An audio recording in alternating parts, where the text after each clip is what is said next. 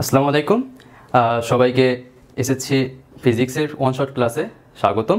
আজকে তোমাদের জন্য আমি আসিফ নিয়ে এসেছি বস্তুর উপর তাপের প্রভাবের উপরে একটা ছোট ক্লাস। আচ্ছা, এখানে নবম দশম শ্রেণীর যে বস্তুর উপর তাপের প্রভাব আছে ষষ্ঠ অধ্যায়, এই ষষ্ঠ অধ্যায় কিন্তু সব দিক থেকে অনেক বেশি ইম্পর্টেন্ট একটা টপিকস। তো কেন এটা সবচেয়ে বেশি অনেক বেশি ইম্পর্টেন্ট? মূলত এর প্রধান কারণ হচ্ছে এসএসসিতে দেখা যায় কি এই একটা অধ্যায় থেকে মাস্ট একটা প্রশ্ন আসে। এটা হচ্ছে আমাদের তাপ গতিবিদ্যার একটা টপিক, তাপ গতিবিদ্যা থেকে রিলেটেড একটা চ্যাপ্টার। তো এখানে মূলত আমরা তাপের বস্তুর উপর তাপের প্রভাব এবং এইসব বিষয় নিয়ে মূলত আলোচনা করব। এই অধ্যায়ে আমরা মূলত কি কি শিখবো সেটা যদি আমরা দেখতে পাই, সেটা আমরা একটু দেখি যে এখানে আমাদের মূলত কি কি শিখবো। এখানে আছে আমাদের তাপ ও তাপমাত্রা, মূলত তাপ কি, তাপমাত্রা কি, তাপ বলতে কি বোঝায় এবং তাপমাত্রা বলতে কি বোঝায়, এবং এইগুলা রিলেটেড যেসব তথ্য এবং উপাত্ত যেগুলো আছে সেগুলো আর কি আমরা জানবো। তারপর আছে বস্তুর উপর বা পদার্থের উপর তাপমাত্রিক ধর্ম। মূলত তাপমাত্রিক ধর্মটা কি?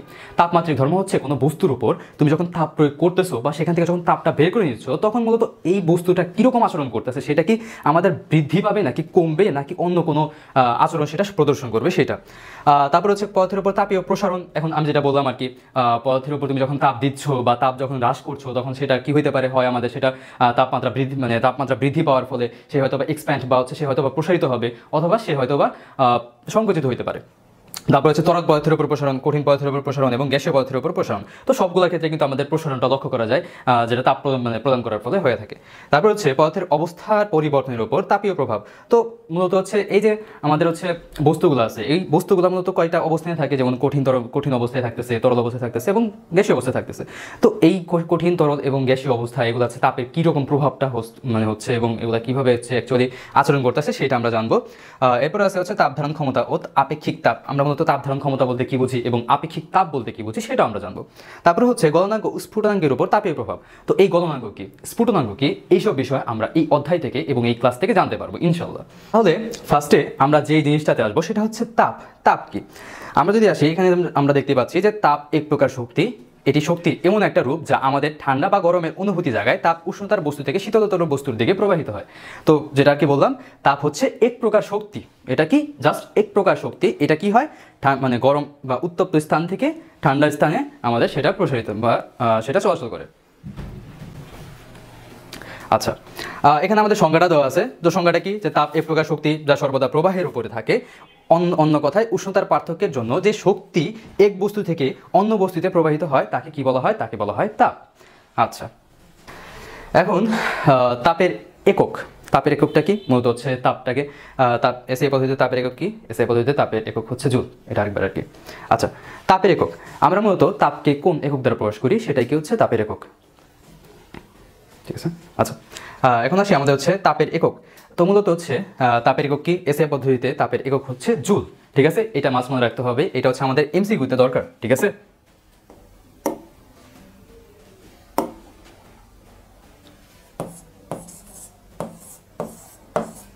আচ্ছা, এই জিনিসটা মাস্ট মনে রাখবা। আমাদের এইখানে তাপের এককটা, এই জিনিসটা কিন্তু অনেক সময় প্রশ্ন আসবে। তোমরা যখন হচ্ছে এসএসসি দেবা তখন হয়তো আসতে পারে, এবং এরপরে যখন তোমরা এইচএসসি দিবা তখন এগুলো আসতে পারে বা আসবে। এরপর যদি তোমরা অনার্স করো, তো এই ক্ষেত্রেও দেখবা যে এই তাপের যে একক যেটা আছে এই রিলেটেড অনেক ম্যাথ দেওয়া থাকবে, এবং এগুলো তোমাদের হচ্ছে বেসিক ধারণা, এগুলো জাস্ট জানতে হবে। ঠিক আছে।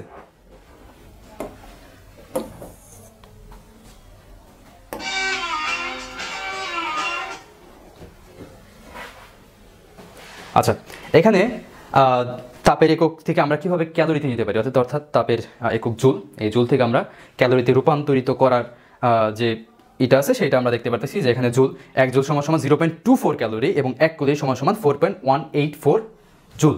ঠিক আছে, এই জিনিসটা কিন্তু মাস্ট মনে রাখবে, এটা নোট করতে হবে। ঠিক আছে, এটা দিয়ে তোমরা সামনে ম্যাথ করবা।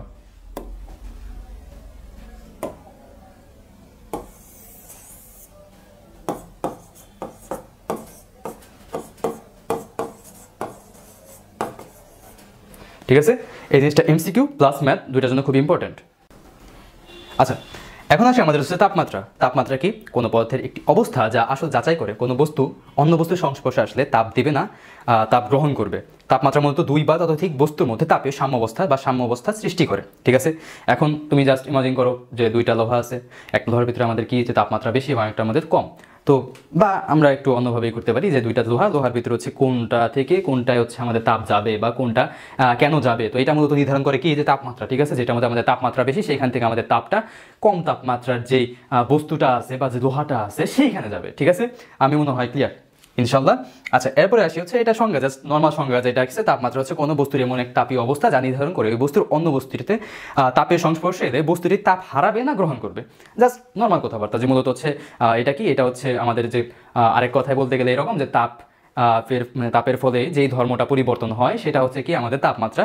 এবং এই ক্ষেত্রে আমরা বলতে এবং এখানে আমাদের কি বলা আছে যে তাপমাত্রা হচ্ছে কোনো বস্তুর এমন তাপীয় অবস্থা যা নির্ধারণ করে ওই বস্তুর তাপীয় সংস্পর্শে বস্তুটি তাপ হারাবে না গ্রহণ করবে। অর্থাৎ আমরা দুইভাবে বলতে পারি যে তাপমাত্রা কি, তাপমাত্রা হচ্ছে পদার্থের এমন এক ধর্ম যেটা মূলত তাপের উপর চেঞ্জ হয়, ঠিক আছে। তাপ তুমি যখন দিচ্ছ তখন সেটা বাড়বে, যেটা যখন কমাচ্ছ সেটা কমবে। আবার একই ক্ষেত্রে এখানে যেটা বলা আছে তাপমাত্রা হচ্ছে কোনো বস্তুর এমন এক তাপীয় অবস্থা যা নির্ধারণ করে ওই বস্তুর অন্য বস্তুর তাপীয় সংস্পর্শে এলে বস্তুটি তাপ হারাবে না গ্রহণ করবে। আশা করি আমি ক্লিয়ার। আচ্ছা আচ্ছা, এখন যে টপিকটা আছে সেটা হচ্ছে আমাদের তাপমাত্রিক ধর্ম। মূলত তাপমাত্রিক ধর্ম কি, পদার্থের যেই ধর্মের উপর বেসিস কইরা আমরা মূলত হচ্ছে তাপমাত্রাটা পরিমাপ করি সেটা কি, সেটা হচ্ছে আমাদের তাপমাত্রিক ধর্ম। তো এখানে জাস্ট নর্মালি বলা আছে যে সকল পদার্থে তাপমাত্রিক ধর্ম ব্যবহার করে তাপমাত্রা পরিমাপ করা হয়, তাকে কি বলা হয়, তাপমাত্রিক ধর্ম। আচ্ছা, যেমন ধরো হচ্ছে থার্মোমিটারের মধ্যে তাপমাত্রিক পদার্থ ব্যবহার করা হয়। তাপমাত্রিক পদার্থগুলো কি, যেমন ধরো পারদ হইতে পারে, তারপর হচ্ছে অ্যালকোহল হইতে পারে, তারপর আরও বিভিন্ন ধরনের পদার্থ হইতে পারে, যেগুলো কি হয়েছে তাপের সাথে চাপ যখন তোমরা প্রদান করো সেইটার সাথে সাথে আস্তে আস্তে কি হয়, পরিবর্তন হয়। সেটা কীভাবে পরিবর্তন হতে পারে, সেটা হতে পারে সে হয়তো বা আয়তনের দিক থেকে পরিবর্তন হতে পারে, সে হয়তো বা দৈর্ঘ্যের দিক থেকে পরিবর্তন হতে পারে, সে হয়তো প্রস্থের দিক থেকে পরিবর্তন হতে পারে। এখানে তাপমাত্রিক পদার্থগুলো কী কী আমরা যদি একটু দেখি, এখানে তাপমাত্রিক পদার্থগুলো কী কী হইতে পারে, যেমন হচ্ছে যদি আমরা দেখি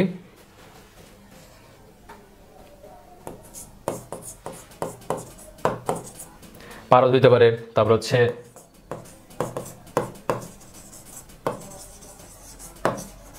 অ্যালকোহল হইতে পারে, তারপর বিভিন্ন ধরনের গ্যাস হইতে পারে। আচ্ছা, বিভিন্ন প্রকার গ্যাস হইতে পারে। তো এগুলো কি হয়, তুমি যখন হচ্ছে তাপমাত্রা দিচ্ছ তখন আমাদের পারদটা, তারপরে হোক অ্যালকোহলটা, তারপরে হোক গ্যাসটা, আমাদের সেটা কি করবে, সে তাপটা গ্রহণ করবে এবং গ্রহণ করার মাধ্যমে সেটা তার আয়তনটা কি করবে, আয়তনটা প্রসারিত করবে, ঠিক আছে। আয়তনটা প্রসারণ করার মাধ্যমে আমরা এক্স্যাক্টলি একটা ভ্যালু বা একটা মান পাই, আমরা একটা নির্দিষ্ট মান পাই যে অ্যাকচুয়ালি আমাদের হচ্ছে কতটুকু তাপ দিলে কতটুকু সেটা বৃদ্ধি পাবে। এবং এটার মাধ্যমে আমরা কি কইতেছি যে তাপমাত্রিক ধর্ম, ঠিক আছে। কতটুকু তাপমাত্রা পরিবর্তন সেটা হবে, ঠিক আছে। কতটুকু তাপ দিলে সেটা কতটুকু পরিবর্তন হলে সেখানে আমরা কি পাইতেছি, তাপমাত্রা, ঠিক আছে। তাপমাত্রা হচ্ছে পরিবর্তন, সেটা আমরা পাচ্ছি।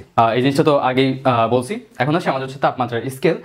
মূলত তাপমাত্রার স্কেল কি, আমরা তাপমাত্রা পরিমাপ করার জন্য প্রায় হচ্ছে সাধারণত 3টা স্কেল ব্যবহার করি। এর বাইরে আরও অনেকগুলো স্কেল আছে, যেমন ধরো হচ্ছে র্যাঙ্কিন স্কেল আছে, তারপর হচ্ছে আরও বেশ কিছু স্কেল আছে, সেগুলো আর কি তোমাদের বলবো না। এখানে মূলত হচ্ছে প্রচলিত যেটা সবচেয়ে বেশি ইউজ করা হয় সেটা কি, আমাদের সেলসিয়াস স্কেলটা ব্যবহার করা হয়। তোমরা অনেকেই জানো যে হচ্ছে আজকে কত ডিগ্রি সেলসিয়াস, আজকে তাপমাত্রা কত 32 ডিগ্রি সেলসিয়াস। এগুলা বা জাস্ট নর্মাল আমাদের দৈনিক যে তাপমাত্রাগুলো আমরা যখন পরিমাপ করি, দিনের তাপমাত্রা কত, আজকে এই শহরের তাপমাত্রা কত, সেগুলো কি আমরা কিন্তু সেলসিয়াসের মাধ্যমে অ্যাকচুয়ালি পরিমাপ করে থাকি, ঠিক আছে। তারপরে ফারেনহাইট কি, তোমরা কিন্তু জানো যে অনেকের হচ্ছে 102 ডিগ্রি সেলসিয়াস, মানে 102 ডিগ্রি ফারেনহাইট আর কি জ্বর আসছে। যেমন অনেকে হয়তো বা জানো, তোমার অনেক বন্ধু আছে, তারা হয়তো বা বলবে, হয়তো বা শুনছো যে এরকম যে বন্ধু আমার হচ্ছে 104 ডিগ্রি জ্বর আসছিল, এর কারণে আমি স্কুলে আসতে পারিনি, ঠিক আছে। এগুলা কি আমরা জ্বর পরিমাপ করে থাকি সাধারণত হচ্ছে ফারেনহাইট স্কেলে। তারপর কেলভিন স্কেল কি, মূলত হচ্ছে বিভিন্ন বৈজ্ঞানিক কার্যক্রমে আমরা মূলত হচ্ছে কেলভিন স্কেল ইউজ করে থাকি, ঠিক আছে। বৈজ্ঞানিক কাজে হইতে পারে, তারপর সামনে যখন তোমরা পড়বা ওইখানে দেখবা যে ইন্টারমিডিয়েটে কেলভিন স্কেল দিয়ে তোমাদের হচ্ছে বিভিন্ন অঙ্ক করা লাগতেছে, হয়তো বা এই অধ্যায়ে তোমরা হচ্ছে কেলভিন স্কেলে বিভিন্ন অঙ্কগুলো করে থাকতে মানে করার সুযোগ হইতে পারে, ঠিক আছে। তাপমাত্রার যে স্কেলে আসবো সেটা হচ্ছে আমাদের কেলভিন তাপমাত্রা, ঠিক আছে। এখন ঠিক আছে, আচ্ছা। এখন আমরা তাপমাত্রার যে স্কেলটা পড়বো সেটাই হচ্ছে আমাদের তাপমাত্রা, কেলভিন তাপমাত্রা। তো মূলত কেলভিন তাপমাত্রা ইনভেন্ট করেছিলেন আমাদের বিজ্ঞানী লর্ড কেলভিন। আমরা নামটা লিখে নিই।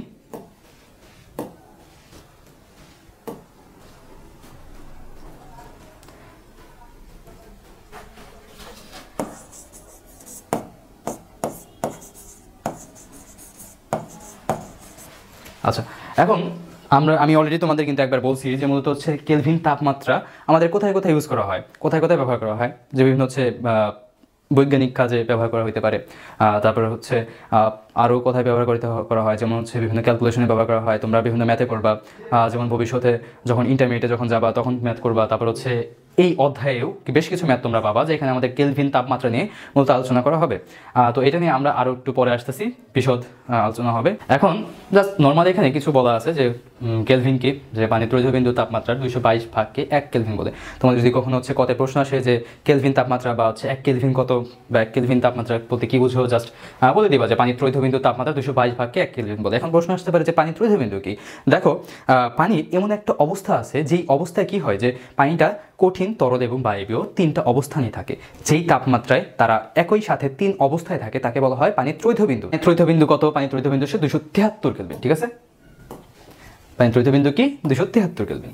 কেলভিন স্কেলের তাপমাত্রা সম্পর্কে জানছো, এখন তোমরা জানবা সেটা হচ্ছে সেলসিয়াস স্কেলের তাপমাত্রা সম্পর্কে।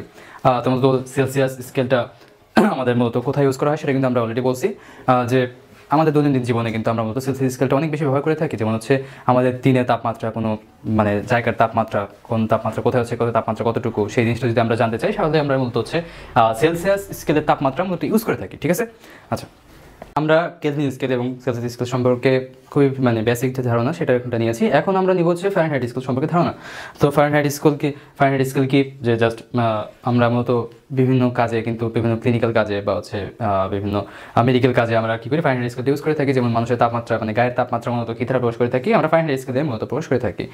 তো ফারেনহাইট স্কেলের হচ্ছে আমরা এটা কি দ্বারা প্রকাশ করি, জাস্ট ডিগ্রি ফারেনহাইট, এর দ্বারা আমরা ফারেনহাইট স্কেলটাকে প্রকাশ করে থাকি। ঠিক আছে, আচ্ছা, আমরা তো ইতিমধ্যে বিভিন্ন স্কেল সম্পর্কে জানছি। এখন যে জিনিসটা আমাদের জানতে হবে সেটা হচ্ছে আমরা ডিগ্রি ফারেনহাইট থেকে কীভাবে ডিগ্রি সেলসিয়াস এবং ডিগ্রি সেলসিয়াস থেকে কীভাবে কেলভিনে যাব, এই জিনিসটা কিন্তু অনেক ইম্পর্টেন্ট। এখানে কিন্তু তোমরা সামনে হয়তো ম্যাথ করে থাকবা, ম্যাথ করবা আর কি, যে যেখানে তোমাদের এরকম করতে বলবে যে ডিগ্রি সেলসিয়াস দেওয়া আছে, যে এত ডিগ্রি সেলসিয়াস তাপমাত্রা তোমাদের দেওয়া আছে, তো বলবে এখানে কেলভিন তাপমাত্রা কত।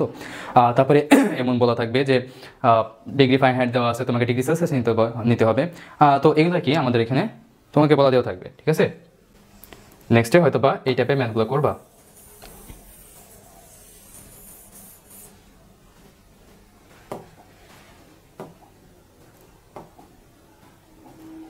আচ্ছা, তো এই যে কনভার্সন বা হচ্ছে আমরা যেটা বললাম যে এক স্কেল থেকে তাপমাত্রা অন্য আরেক স্কেলে নেওয়ার জন্য যে নিব আমরা, তো এর জন্য আমাদের কিন্তু মাস্ট কয়েকটা বিষয় মানে কয়েকটা বিষয় সম্পর্কে ধারণা রাখতে হবে। সেটা কি, সেটা হচ্ছে আমাদের ঊর্ধ্ব স্থিরাঙ্ক এবং নিম্ন স্থিরাঙ্ক।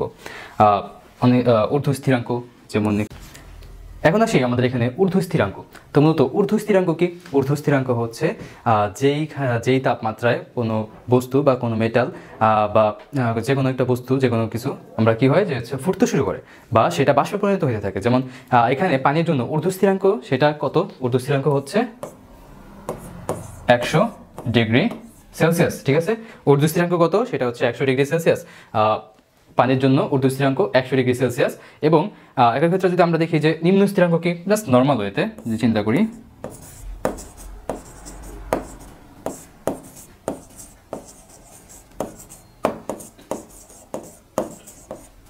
নিম্ন স্থিরাঙ্ক কি? নিম্ন স্থিরাঙ্ক হচ্ছে যে তাপমাত্রায় বরফ গলতে শুরু করে বা হচ্ছে কোনো পদার্থ গলতে শুরু করে সেটা হচ্ছে উক্ত পদার্থের নিম্ন স্থিরাঙ্ক। যেমন এখানে হচ্ছে নিম্ন স্থিরাঙ্ক বরফের ক্ষেত্রে বা পানির ক্ষেত্রে সেটা কত? 0 ডিগ্রি সেলসিয়াস। ঠিক আছে, হয়তো বা তোমরা বুঝতে পারছো যে এখানে হচ্ছে আমাদের ঊর্ধ্ব স্থিরাঙ্ক কত এবং নিম্ন স্থিরাঙ্ক কত। তোমাদের ঊর্ধ্ব স্থিরাঙ্ক সম্পর্কে বলছে এবং নিম্ন স্থিরাঙ্ক যেটা সেটা সম্পর্কে তোমাদের বলা হয়েছে। আচ্ছা, এরপর আমরা হচ্ছে কনভার্সনের ক্ষেত্রে কী হবে অ্যাকচুয়ালি আমরা এই যে আমাদের হচ্ছে ডিগ্রি সেলসিয়াস থেকে আমরা ফারেনহাইট সেলসিয়াসে যাব বা ফারেনহাইটে যাব এবং ফারেনহাইট থেকে কীভাবে আমরা কেলভিনে যাব সেই জিনিসটা এখন আমরা একটা রিলেশনের মাধ্যমে বুঝাই দেবো। সেই জিনিসটা আমরা একটু দেখি। যে সাপোজ ধরো তোমরা দেখতেই পাচ্ছ এখানে আমি একটা কনভার্সন দেখেছি, এটা হচ্ছে xc minus x not, x100 minus x not, আবার এখানে xf মাইনাস x মানে 32, আর এখানে এক্সটা দেখতে বলে গেছি, এটা হচ্ছে x32 হবে। আর এখানে হচ্ছে x212 মাইনাস x32, এখানে xk মাইনাস x273, x200 মানে 373 মাইনাস x273। এখানে হয়তো বা অনেকেই বুঝতেই পারতেছো না যে এখানে মূলত কী বলা আছে বা এখানে মূলত কী বলতে যাচ্ছি আমি। তো এখানে তুমি যখন দেখতেছো যে এখানে xc দেওয়া মানে xc দেওয়া আছে, তো মূলত xcটা কি? xc হচ্ছে আমাদের নির্দিষ্ট তাপমাত্রা, এখানে সেলসিয়াসের তাপমাত্রা, আমি c দ্বারা সেলসিয়াস বোঝাইছি। তো এখানে xcটা হচ্ছে সেলসিয়াসের তাপমাত্রা। ঠিক আছে, যে কোনো তাপমাত্রা এইটা তোমাকে নির্ণয় করতে হবে, xcটা তোমাকে নির্ণয় করতে বলবে। তারপরে এখানে নটটা কি এক্স নট হচ্ছে সেলসিয়াস তাপমাত্রায়। সেলসিয়াস তাপমাত্রা আমাদের নিম্ন স্থিরাঙ্ক কত? সেলসিয়াস তাপমাত্রা আমাদের নিম্ন স্থিরাঙ্ক বা সর্বনিম্ন যে তাপমাত্রা সেটা হচ্ছে আমাদের বলা হয় 0 ডিগ্রি। ঠিক আছে, সেটা হচ্ছে আমাদের কত? 0 ডিগ্রি সেলসিয়াস। এটা কিন্তু মনে রাখবা, ঠিক আছে, যে আমাদের এখানে সেলসিয়াস তাপমাত্রায় নিম্ন স্থিরাঙ্ক হচ্ছে 0 ডিগ্রি সেলসিয়াস, এবং এখানে ঊর্ধ্ব স্থিরাঙ্ক যেটা আছে এটা হচ্ছে সেটা হচ্ছে 100 ডিগ্রি সেলসিয়াস। ঠিক আছে, 100 ডিগ্রি সেলসিয়াস। এর কারণে আমি এখানে এক্স 100 দিচ্ছি। ঠিক আছে, মূলত কি নির্দিষ্ট তাপমাত্রা মাইনাস নিম্ন স্থিরাঙ্ক বাই ঊর্ধ্ব স্থিরাঙ্ক মাইনাস নিম্ন স্থিরাঙ্ক। ঠিক আছে, হয়তোবা তোমাদের বোঝাইতে পারছি। এরপরটা হয়তোবা তোমাদের নিজেদের বুঝে যাওয়ার কথা যে এখানে আমরা কি বলছি, এটা জাস্ট হচ্ছে ফারেনহাইট স্কেলে এক্স ফারেনহাইট। তারপর হচ্ছে এখানে আমাদের ফারেনহাইট স্কেল হচ্ছে নিম্ন স্থিরাঙ্ক যেটা আছে সেটা হচ্ছে কত? 32। ঠিক আছে, আবার ফারেনহাইট স্কেলে ঊর্ধ্ব স্থিরাঙ্ক যেটা আছে সেটা হচ্ছে 212। ঠিক আছে, তোমরা কিন্তু সবাই জানো যে মূলত স্থিরাঙ্ক কোনটা। ঠিক আছে, তোমাদের এক্সট্রা করে বলে দিতে হবে না যে ঊর্ধ্ব স্থিরাঙ্ক কি, যে পানির যেই তাপমাত্রায় পানি হচ্ছে ফুটতে শুরু করে সেটা হচ্ছে ঊর্ধ্ব স্থিরাঙ্ক, এবং যেই তাপমাত্রায় পানি গলতে শুরু করে সেটা হচ্ছে আমাদের নিম্ন স্থিরাঙ্ক। অর্থাৎ বরফ গলে যে তাপমাত্রায় সে বরফ গলে পানিতে তৈরি হয় সেটা হচ্ছে কি, সেটা হচ্ছে আমাদের নিম্ন স্থিরাঙ্ক, এবং যেই তাপমাত্রায় পানি অর্থাৎ পানি জলীয় বাষ্পে পরিণত হয় সেটা হচ্ছে আমাদের ঊর্ধ্ব স্থিরাঙ্ক। তো আমাদের সেলসিয়াসের ক্ষেত্রে আমরা দেখলাম এখানে হচ্ছে 0 ডিগ্রি সেলসিয়াস তাপমাত্রা হচ্ছে আমাদের নিম্ন স্থিরাঙ্ক। কারণ কি, কারণ এই তাপমাত্রায় বরফ গলতে শুরু করে, এবং হচ্ছে 100 ডিগ্রি সেলসিয়াস ঊর্ধ্ব স্থিরাঙ্ক কেন, কারণ এই তাপমাত্রায় পানি ফুটতে শুরু করে। আবার একই ক্ষেত্রে 32 ডিগ্রি সেলসিয়াস মানে 32 ডিগ্রি ফারেনহাইটে পানি কিন্তু বরফ থেকে পানিতে তৈরি হয়, পানিতে তৈরি হয়। আবার হচ্ছে এখানে 212 ডিগ্রি ফারেনহাইটে আমাদের হচ্ছে পানিটা মানে আমাদের হচ্ছে যে পানিটা আছে সেটা ফুটতে শুরু করে। ঠিক আছে, আবার একই ক্ষেত্রে এক্সকে কি হচ্ছে কেলভিন স্কেলে যে কোনো তাপমাত্রা যেটা আমাদের নির্ণয় করতে বলবে, এবং এইখানে এক্স 273 বলতে বোঝাচ্ছে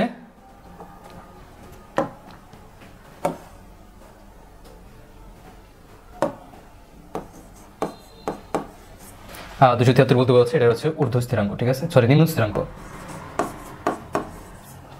এবং এখানে এক্স 373 হচ্ছে এর ঊর্ধ্ব স্থিরাঙ্ক। আশা করি তোমরা বুঝতে পারছো। এখানে প্রত্যেকটা জিনিস আমি আবার রিপিট করি, এটা হচ্ছে একটা কনভার্সন, যে কনভার্সনে আমরা মূলত হচ্ছে সেলসিয়াস থেকে ফারেনহাইটে নিতে পারি, এবং ফারেনহাইট থেকে আমরা কেলভিনে নিতে পারি। তো এখানে হচ্ছে এক্স কি, যে কোনো তাপমাত্রা, এটা যে কোনো তাপমাত্রা হতে পারে, এটা আমাদের নির্ণয় করতে বলবে। এখানে এক্স 0 কি, এটা হচ্ছে আমাদের ফিক্সড মান, এটা হচ্ছে আমাদের 0 ডিগ্রি সেলসিয়াস। এখানে হচ্ছে এক্স 100 কি, এক্স 100 হচ্ছে আমাদের কি বলে যে হচ্ছে ঊর্ধ্ব স্থিরাঙ্ক পানির জন্য। তারপর এক্স নট কি, এক্স নট হচ্ছে নিম্ন স্থিরাঙ্ক। এটা কোন স্কেলে, এটা হচ্ছে আমাদের সেলসিয়াস স্কেলে। তারপর হচ্ছে এখানে এক্স 32 কি, এক্স 32 হচ্ছে এটার নিম্ন স্থিরাঙ্ক। এক্স 212 কি, এটার ঊর্ধ্ব স্থিরাঙ্ক। এখন প্রশ্ন আসতে পারে যে আমরা কেন এখানে ফার্স্টে এখানে বলে দিচ্ছি যে এক্স 32 আবার হচ্ছে 212, তো সেম জিনিসই তো, এক্স 32 মানে হচ্ছে 32 ডিগ্রি ফারেনহাইট। তো তোমাদের হচ্ছে সহজ করার জন্য আমি ডাইরেক্ট একটা সূত্র এখানে জাস্ট লিখে দিচ্ছি, যাতে হচ্ছে তোমরা অ্যাকচুয়ালি দেখে বুঝতে পারো যে এইটার স্থিরাঙ্ক কত, এটার হচ্ছে ঊর্ধ্ব স্থিরাঙ্ক কত, এবং এটা নিম্ন স্থিরাঙ্ক কত। মূলত হচ্ছে যেটা বড় সেটা হচ্ছে ঊর্ধ্ব স্থিরাঙ্ক, যেটা ছোট সেটা হচ্ছে আমাদের নিম্ন স্থিরাঙ্ক, যেই মানটা আর কি।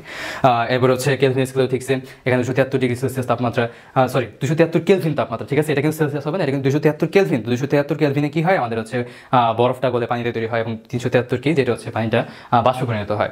আশা করি বুঝতে পারছো। এখন আমরা ডাইরেক্ট একটু কনভার্সনের দিকে যাই, যে এই জিনিসটাকে আমরা সাধারণ অবস্থায় কিভাবে ম্যাথ করব। ঠিক আছে, ম্যাথ করার জন্য আরও একটু শর্ট করা যায়। ঠিক আছে, যেমন এখানে হচ্ছে জাস্ট নর্মাল এক্সি মাইনাস, তুমি এখানে 0 বসায় দাও, এক্স নটের মান কি 0, আমরা এটাকে দেখছি। এক্স 100-এর মান কত, 100 মাইনাস 0-এর মান হচ্ছে 0, সমান সমান আমাদের কি হচ্ছে এক্স এফ মাইনাস এক্স 32, তার মানে কি হচ্ছে এক্স এফ মাইনাস 32 বাই এখানে 212 মাইনাস 32, এবং এই পাশে আমাদের কি এক্স কে মাইনাস এক্স 273 বাই আচ্ছা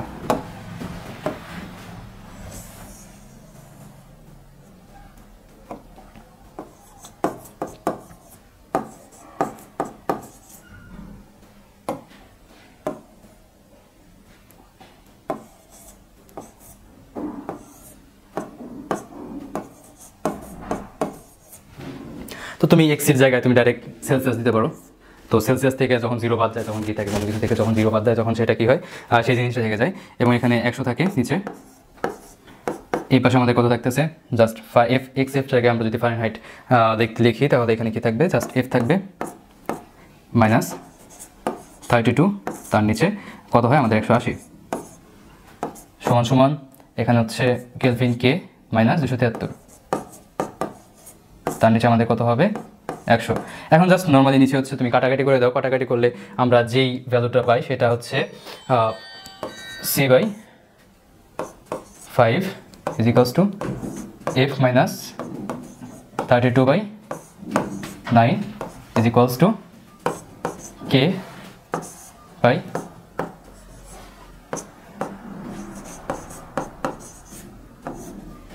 এই জিনিসটা তোমরা একটু নোট করে নাও, এইটা কিন্তু আমাদের লাগবে, ঠিক আছে? এইটার মাধ্যমে আমরা মূলত নেক্সট ম্যাথগুলো করব। আশা করি তোমরা বুঝতে পারছো।